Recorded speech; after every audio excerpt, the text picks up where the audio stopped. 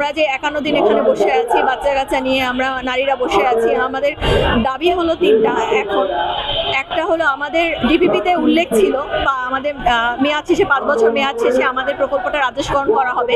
তো আমাদের কথা হলো 1 নম্বর দাবি হলো আমাদের রাজস্বকরণ করা হোক অথবা আত্মীকরণ করা হোক, কারণ আমাদের মন্ত্রণালয়ে অনেক শূন্যপদ আছে, ওখানে আত্মীকরণ করা হোক বা ব্যবস্থা গ্রহণ করা হোক, অথবা আমাদের 3 থেকে 5 বছর অন্তত মেয়াদটা দেওয়া হোক এবং আমাদের আত্মীকরণের ব্যবস্থা কিভাবে করা হবে সেটা লিখিত আকারে আমাদের দেখ।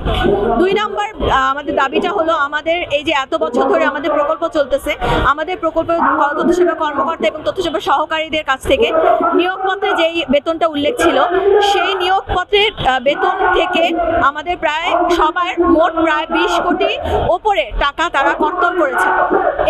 এটা কোনো যৌক্তিক, আমাদের হলো এটা কোনো অযৌক্তিক দাবি নয়, যৌক্তিক দাবি। আমরা এই কর্তনকৃত বেতনটা ফেরত চাচ্ছি এবং আমাদের আরো ভাতা, পাহাড়ি ভাতা, আমাদের যাতায়াত ভাতা বিভিন্ন সময় আমাদের বিভিন্ন অজুহাত দেখিয়ে কর্তন করা হয়েছে, আমরা সেই কর্তনকৃত সেই টাকাগুলো ফেরত চাই।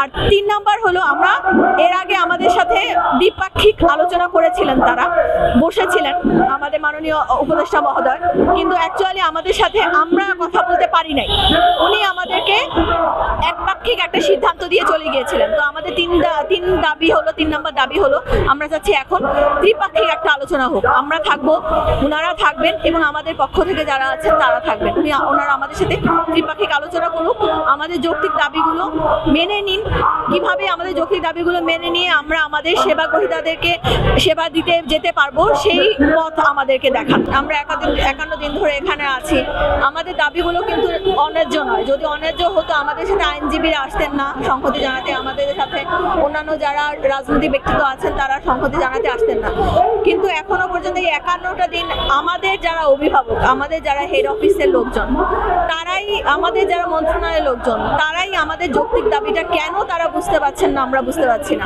আমরা তাদের কাছে অনুরোধ করছি যে এই পেপারসের কথা আমরা বারবার আপনাদেরকে বলতেছি, যেখানে আপনারাই লিখেছেন যে আমাদের আত্মীকরণের কথা, যেখানে আপনারাই লিখেছেন আমাদের বেতনের কথা, যে বেতনটা আপনারা কমিয়ে দিচ্ছেন, সেখানে আপনারা কেন বুঝতে পারছেন না যে আমাদের দাবি যৌক্তিক?